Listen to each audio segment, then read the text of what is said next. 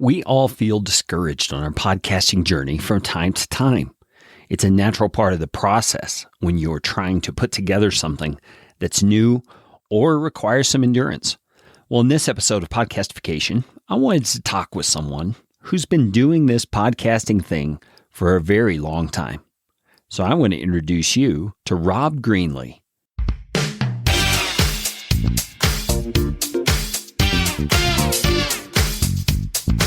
My name is Kerry Green, and I am the client happiness guy at podcastfasttrack.com, and this is Podcastification. This show is all about podcasting. How to do it, how not to do it, best practices, interesting news items that have to do with the realm of podcasting, and who knows what else.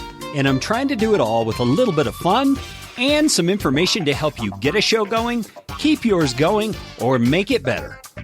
And if you like what's going on here on the show, I would appreciate it, so appreciate it, if you could leave a rating or review on iTunes. You can find out how to do that at podcastfasttrack.com/review. That's enough of that kind of stuff. Let's get you podcastificated right away.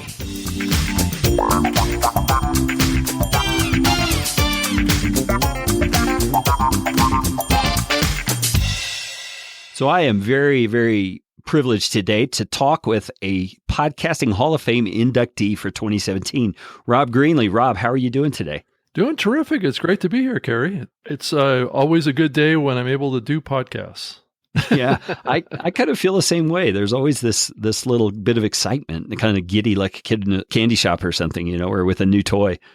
Getting to do a recording, it's a lot of fun. The reason I wanted to have Rob on the show is because Rob is like prehistoric when it comes to podcasting. He was telling me in the Jurassic period.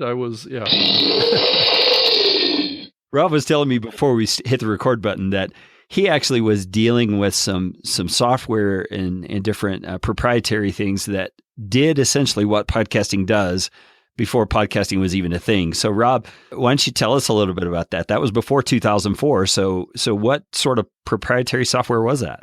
Well, back in the early 2000s, streaming was a very big thing back then. So I was heavily involved in streaming of my show. And actually, that's where most of my audience came from. But a little company called Microsoft came out with a software package. It was called Sync and Go. And it was part of the Windows XP Plus Media Pack that you could get. It was like an add-on package that you could add to your Windows XP. And if you happen to go out and buy a Pocket PC device, which, if people have been around long enough, they probably knew that existed for a while, which is not unlike what an iPod is or was.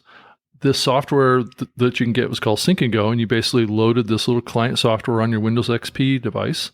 And then you had your Pocket PC that had like a little dock to it, just like what a lot of iPods had as well. And you could just dock it, and it would synchronize media files between the Sync and Go software and the Pocket PC. Sources like the NBC Nightly News or radio shows, and I happen to be one of the content providers. There was only 14 content providers that were on the platform, and I was getting paid 25 cents per download of my radio show to be distributed on that platform by Microsoft at the time. So people were synchronizing that radio show down to their portable media player, which was the Pocket PC. And then on the Pocket PC, there was an app that you loaded that basically gave you access to those media files and played them back. And you subscribe to it on Windows XP, just like you would, with iTunes and with podcasting. And what's really funny about it is that Microsoft killed that software in 2005, right? Oh my goodness. Right as podcasting was just starting. And I was like yelling at these guys going, you guys see what's happening? And all you got to do is open it up to more content. And you guys have a great thing, and kind of extend it out to Windows Mobile, because back in that time, they were moving into taking Pocket PC and starting to roll out phones, with the Windows operating system. Wow. So they decided to kill it because it wasn't a big enough thing for them at the time. Oh, hold up, man. That is not cool. That is not cool. We're going to have a strong talk when you get back. So they moved on to working with, movies and TV and things like that. And then years later, I wound up going to work for them, and I'm the one that ran the Zune podcasting platform, probably 3 or 4 years after that. Yeah, man, all the coulda, shoulda, wouldas. You wonder what might have happened if they had taken your advice and stuck with that. Maybe they would be the quote unquote iTunes of the podcasting world now because they were so far ahead. Yeah, I mean, it's possible, but I think Apple really kind of had a big leap forward with that iPhone, and Microsoft was not in the mental position to make that kind of a leap. So it was always in the cards that Apple was going to own that, Now, back then, what Microsoft did with phones was great, and they had really strong market presence with their Windows phones back then.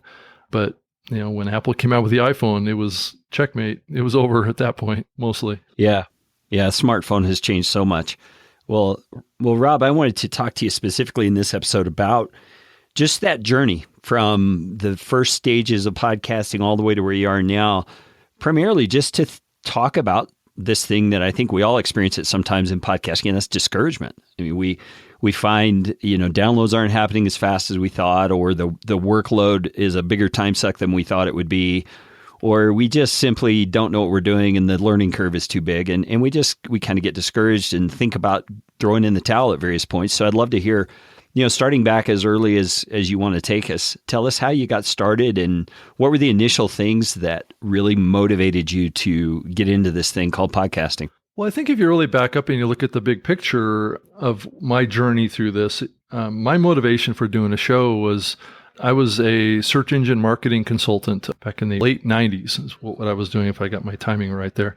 And I was looking for clients. And so my motivation was to spread the word about my knowledge about search engine marketing and what was happening with the World Wide Web and the internet. Because back then, it was really a passion of mine. I was reading everything that I could find. I was consuming all sorts of content about what was happening with the World Wide Web and the internet.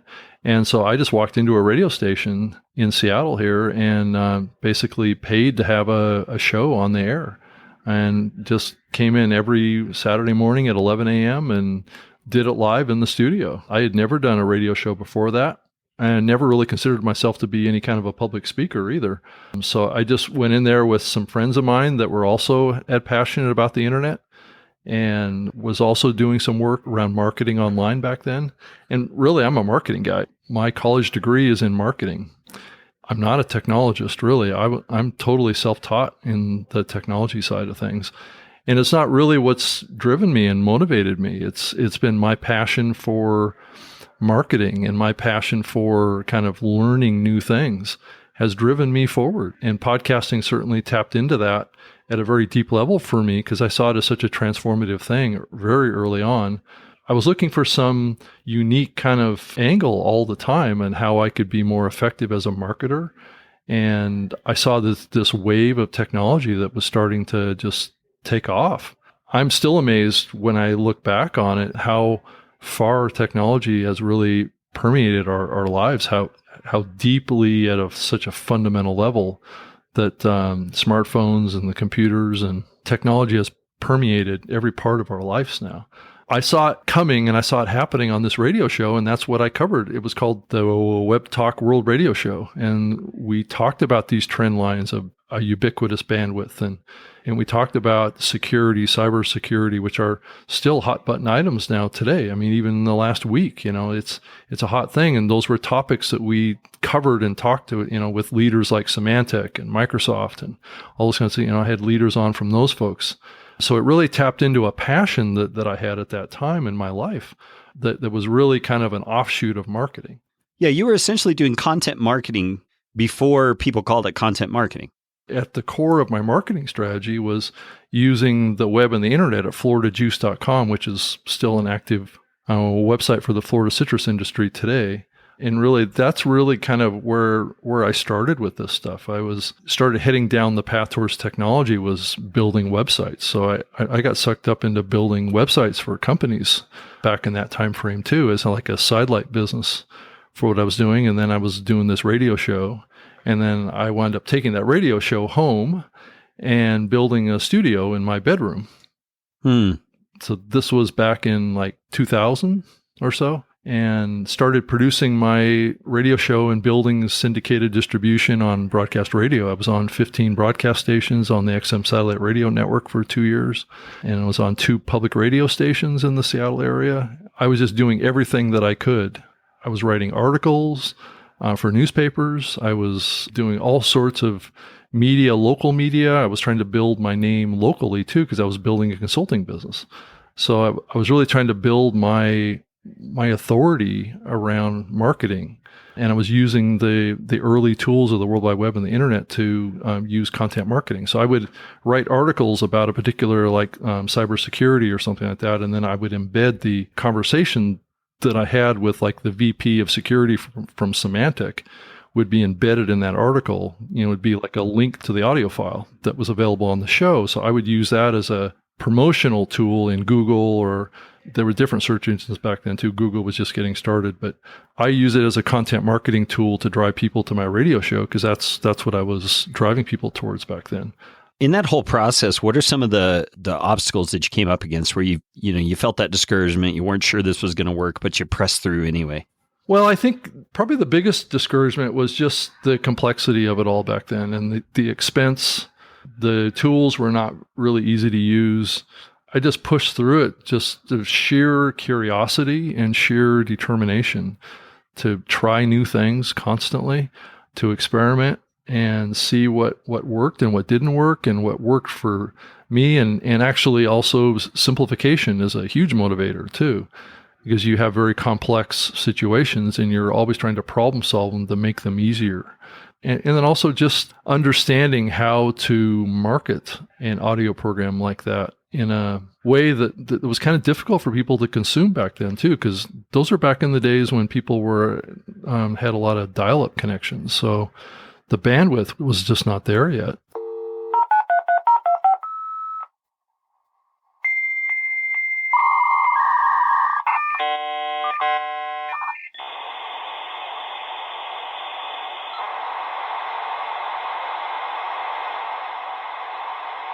Oh, yeah. Even to just download the file. Yeah, exactly. I mean, I encoded a lot of my shows in 16K, which is, if you think about now, most podcasts are done at 96K or 128K. That's the encoding bit rate. I was doing shows at 16K back then, and 32 is what I jumped up to. And I thought that was a huge increase, but people would have to wait 10 or 15 minutes to download my radio show back then. So people had to be pretty patient to get my show, and had to really want to get my show. And that's a big reason why I used Real and Windows Media streaming servers back then to deliver my content, because that content would be dribbled to them based on the bandwidth that they had, which was very restricted back then. So those were kind of the obstacles, but at the core of me, it was just this driving passion towards learning new things. I mean, having these terrific CEOs on from these big companies, and people that were the guys like Tim Berners-Lee were on my show. People that were like leaders in the technology area would come on my show, and I would learn a lot from them. That's the other thing. I mean, I didn't know everything, but believe me, when you have experts like this on, and you have to think about questions that you're going to ask them, you have to do a lot of deep research on the topic. And I did a lot of that too. I did a lot of deep research on these topics, read as much as I could get my hands on.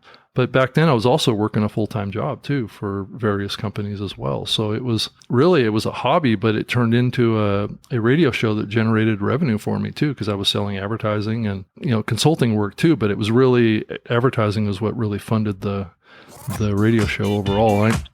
I got paid from companies like Microsoft for some of the distribution that I had.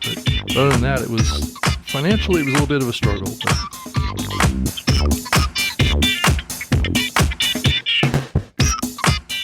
Well, let me ask you some questions about that, because I know a lot of podcasters now, especially, people who are wanting to move more into an entrepreneurial space from, say a typical 9-to-5 job. They're doing their podcasts on the side as a hobby or a part-time thing.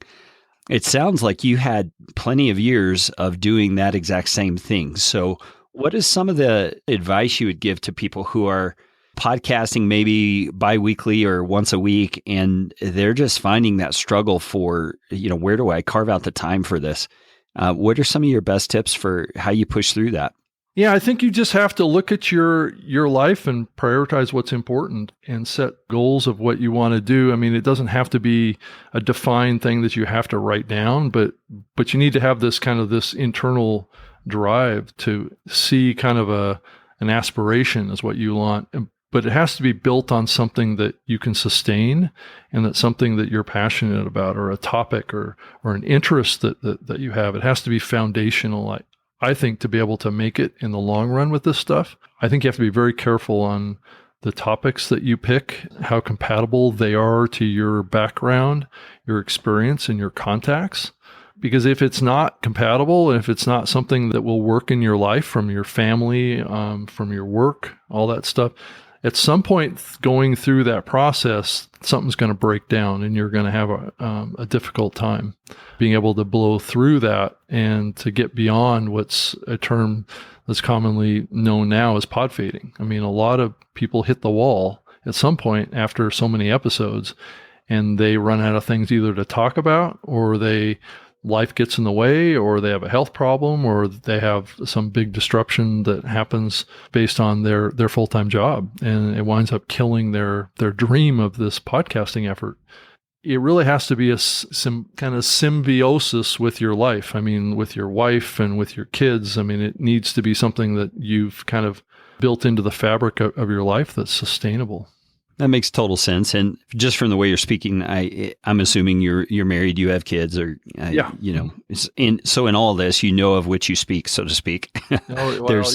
Yeah. And there's no easy answer or easy path here. It has to make sense to you, and it has to start working. I know podcasting now is a very competitive area. I mean, there's a lot of people doing it now. Back when I got started, there were very few people doing this kind of stuff, which was a challenge in a different way than I think people now have.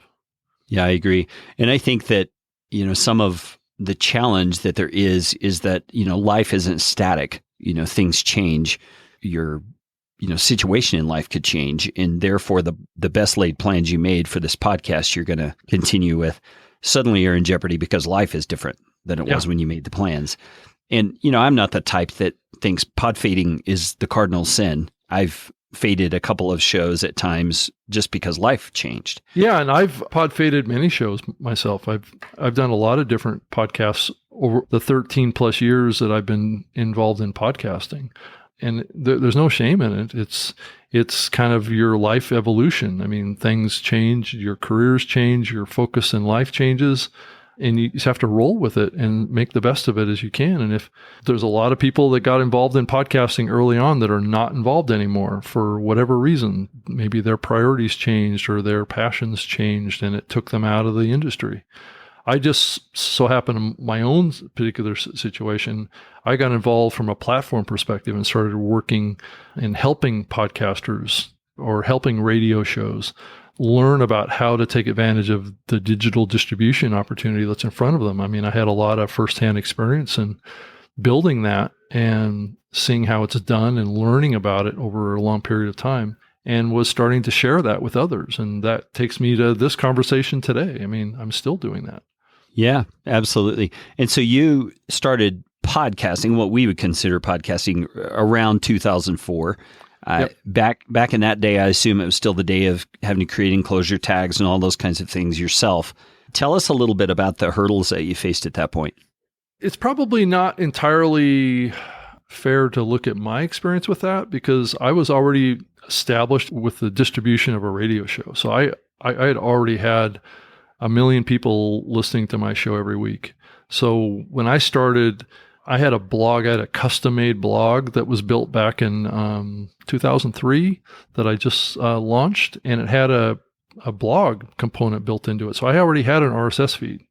So for me, it was just a matter of getting in and adding the enclosure tag to my RSS feed and taking that MP3 file that I was already making available on my website. And I just put it into this enclosure tag in my RSS feed, and then I was podcasting. And to me, it wasn't really a big deal. It really had a very minor impact on the success of the radio show that I was doing at the time. It was slowly building over time, but back then it was just a very small part of what I was doing at the time. And it slowly grew and grew and grew. And the truth of the matter is that podcasting was a little bit of a disruption to what I was doing with my radio show. Because my show was really a variety show. I was focused on the World Wide Web, and you know how broad that is, right? Oh, yeah. Where podcasting is very niche content, right? And so what I found is a lot of other shows would start up talking about cybersecurity, or talking about Windows, or talking about Mac, or talking about just technology in general. And people, those audiences were kind of drifting away to listen more on these more niche programs. That's how podcasting really changed, and why eventually I stopped doing the radio show that I was doing, which I stopped in 2006, which was only a couple of years after podcasting started.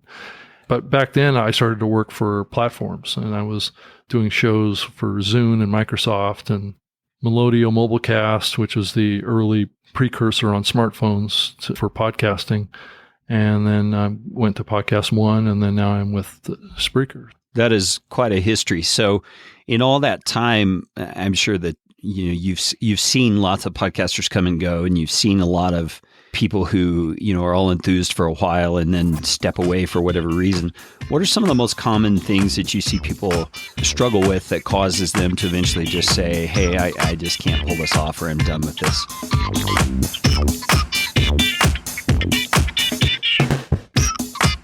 I think it's getting too caught up in your stats and your numbers, because when you start a show, you're not going to have any listeners, and you need to go into it with a humble view of yourself and a humble view of what you're doing with it, and realize that you have to build something. When you're basically starting from scratch. I mean, unless you have a huge following already from other things that you've done, or your life up to that point, you've built a big following on social media, or you built a big following as a expert in a particular area. If that doesn't exist, you're basically starting from square one. So you need to be humble about that, and you need to realize that you've got to pay your dues, and you've got to earn your way. And that's the thing that I had to get real about too when I first started too. I was doing it in a local small radio station, and I don't think anybody was really listening back then. So you just have to persevere and stick to it, and realize that it's not going to be easy in the beginning. And how does the type of content and quality of your content figure into that growth curve of listeners? Well, I think quality that bar has been slowly rising for many years now as audio quality. And it depends on what you're talking about. If you're talking about content quality, that is a very subjective view. And I think a lot of people get caught up in this view that what's quality content? There's quality sounding content, there's audio quality, and then there's content quality. And content quality is a very subjective thing. Is it how funny you are, or is it how knowledgeable you are? Is that the gauge of what quality content is, or is it how engaging is the story that you're telling on the show? Those are factors that people, I think, when they say quality content, those are really what they're talking about. And I think I find myself looking at these, what's quality content? I think quality content is only judged by the listener and what they consider to be what's valuable to them. I think that's the big thing is that quality is such a subjective thing. But I do think that the baseline audio quality is very important these days.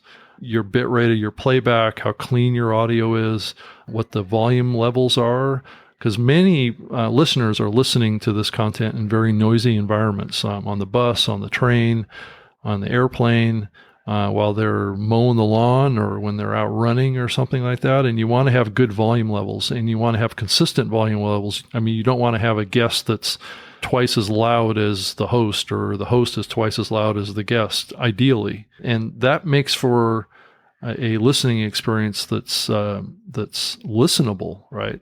Not so much what's being said, but it's just the audio experience of it, which is a whole different factor, I think.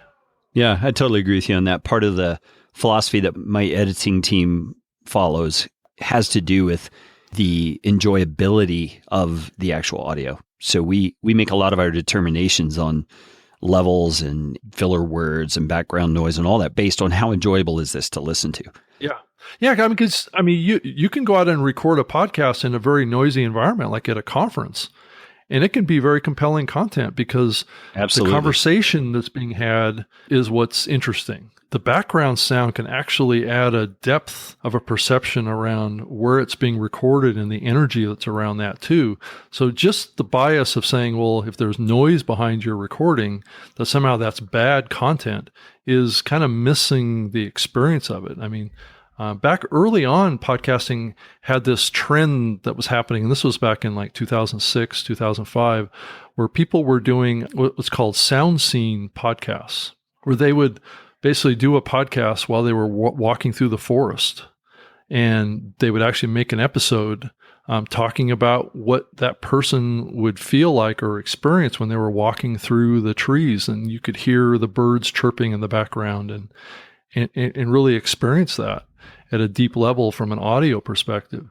And I think some people are still doing that today, but it did fade a little bit. But that does add that depth, and I think we're seeing more of that come back in the storytelling podcasts. The Foley, which is kind of sound effects that people add to audio programs these days from the old days of kind of radio theater, those kind of things can offer a real compelling experience. Absolutely. We've heard a number of shows here that have come through our client load that have had, conference recordings or a conversation in a coffee shop or whatever. And I've seen that if they position it right, if they talk about the episode in the right way, it actually draws you into it because it is a different sort of an experience.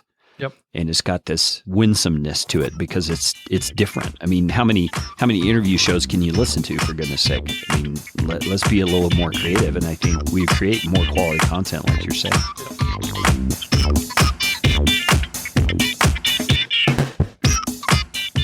So, Rob, you are with Spreaker now. That's like speaker with an R, Spreaker.com. How long has Spreaker been around? They launched back in 2010, so they've been around for about 7 years now. And tell us just in a nutshell, what is Spreaker?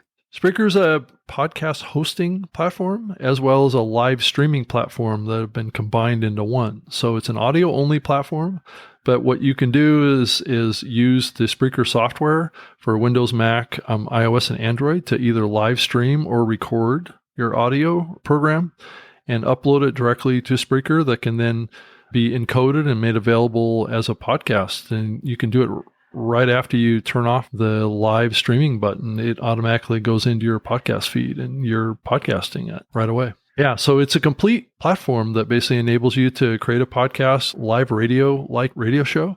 It has all the tools that enables you to play intros and exits and control the volume levels.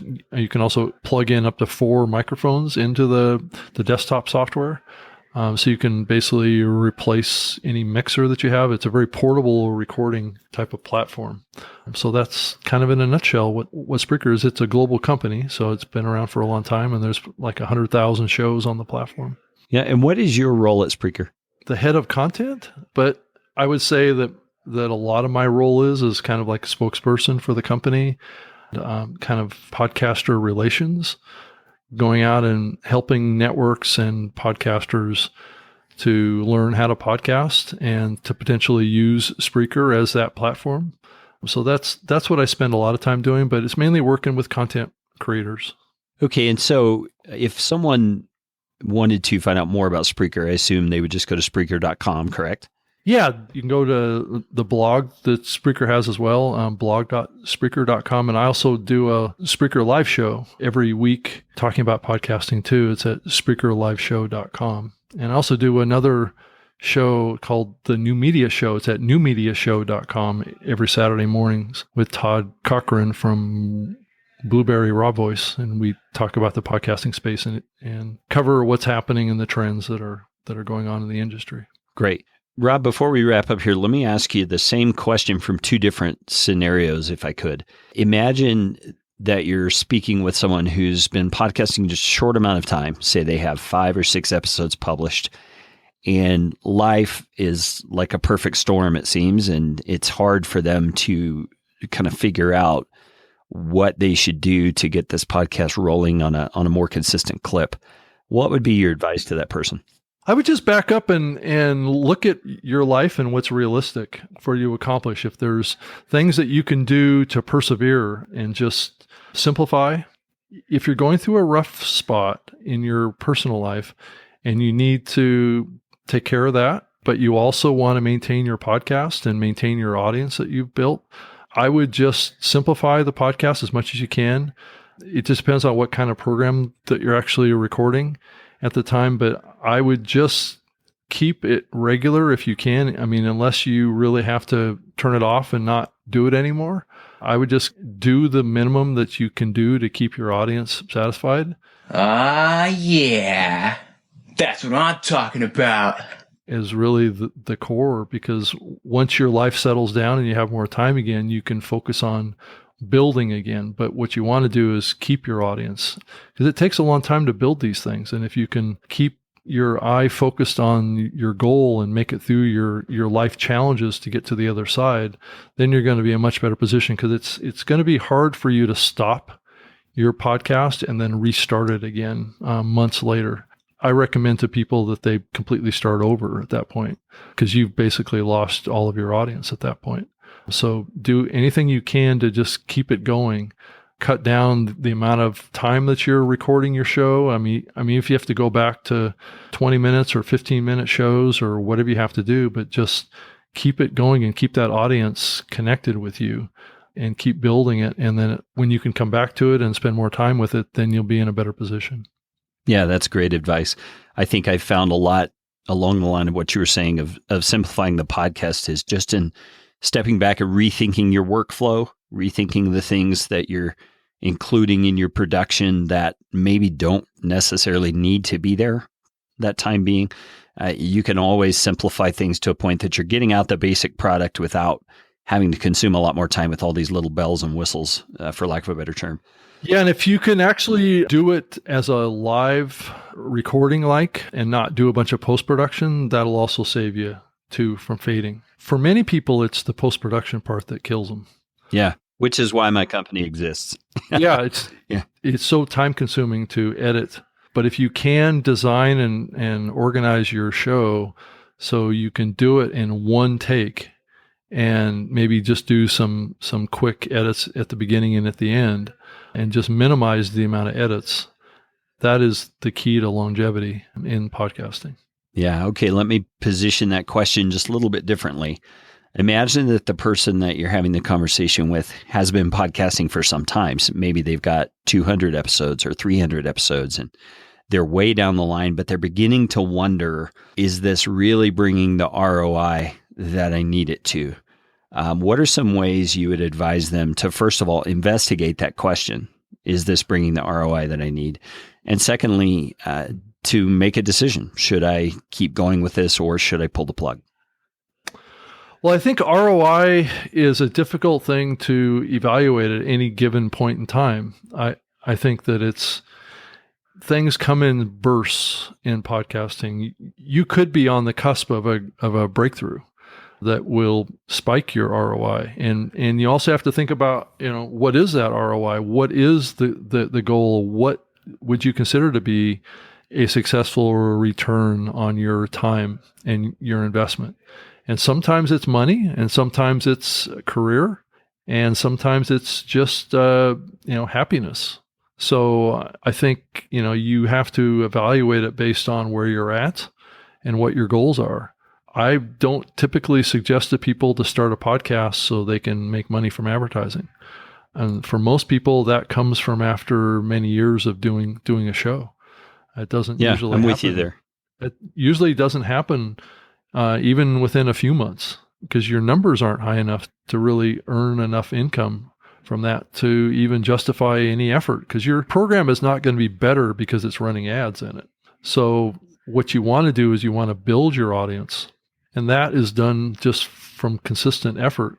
But you may be on the cusp of getting that big break or getting that big guest spot on a radio show or on a TV show or on some other program in your genre that kind of breaks it out for you a little bit. And then you start looking at different scenarios at that point of being a contributor to other media as well. Maybe you start blogging, maybe you start doing more video.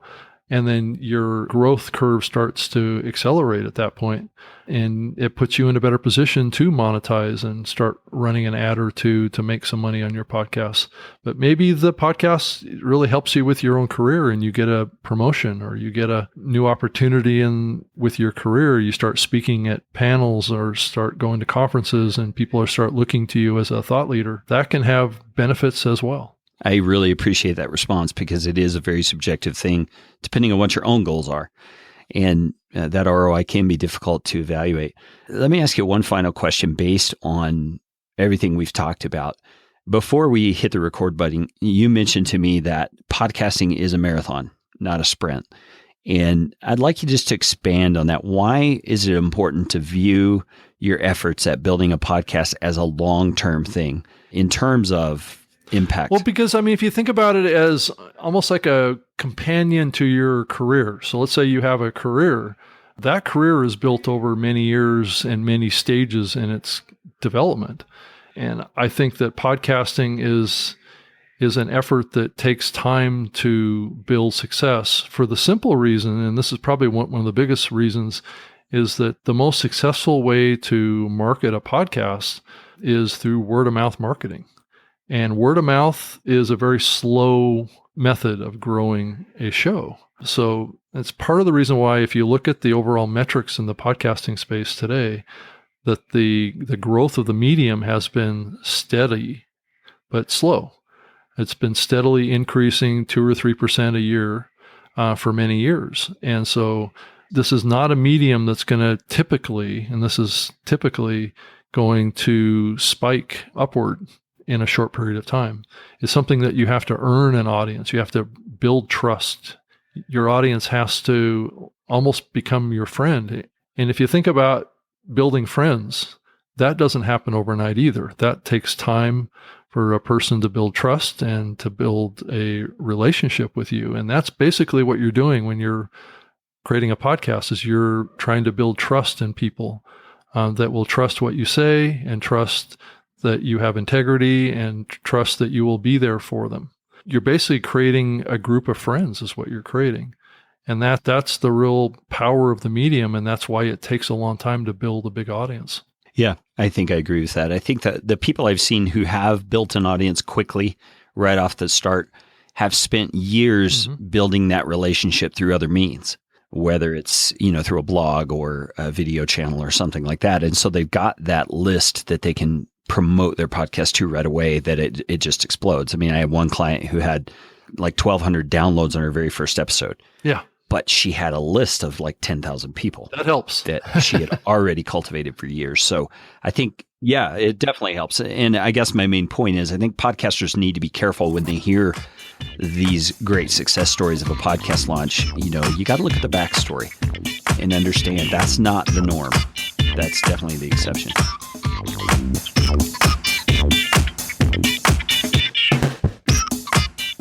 Well, Rob, I sure appreciate your time. Is there anything my listeners could do to help you?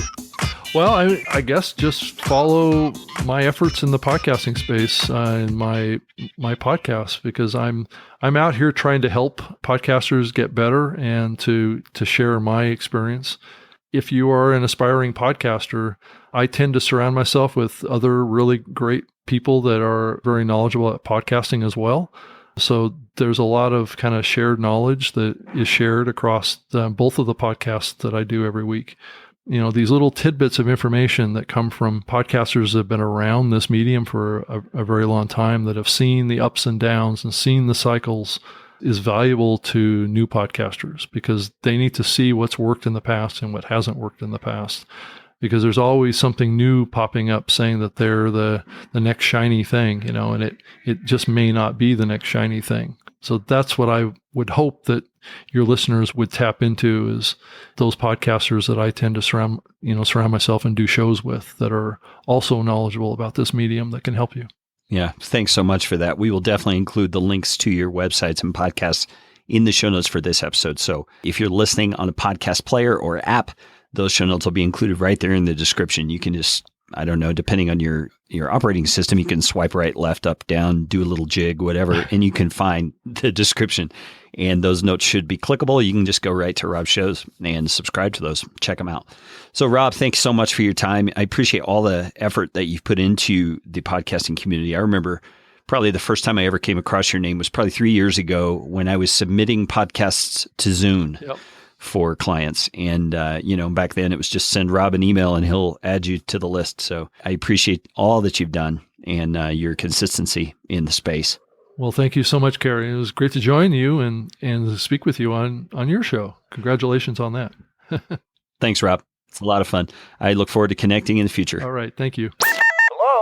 I did mention it at the top of the show, but I wanted to remind you that Rob has been nominated to be inducted into the Podcasting Hall of Fame this year. And that is an amazing honor. And he deserves it very much because of all of the things he has done to contribute to the podcasting community. And Rob will be inducted at Podcast Movement this coming August in California. So if you're going to Podcast Movement, make sure you reach out to Rob and say hi to him. And by the way, I'm going to be there too. And I would love to see you at Podcast Movement. Please introduce yourself, find me. I don't know how that'll happen. Maybe I'll wear a big hat that says the Podcastification Dude or something like that. But regardless, I think it should be pretty easy to connect. So thanks once again for listening to Podcastification. I hope this episode has been an encouragement to you to stay encouraged on your podcasting journey. And now that you've got some encouragement from a veteran in podcasting, you know what time it is. It's time to go out and make it a podcastificating day.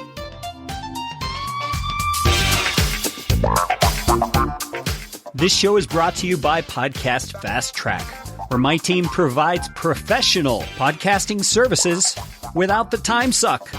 Full production, editing, and show notes, all in one monthly subscription package. You can find out more at podcastfasttrack.com. Now go out and make it a podcastificating day.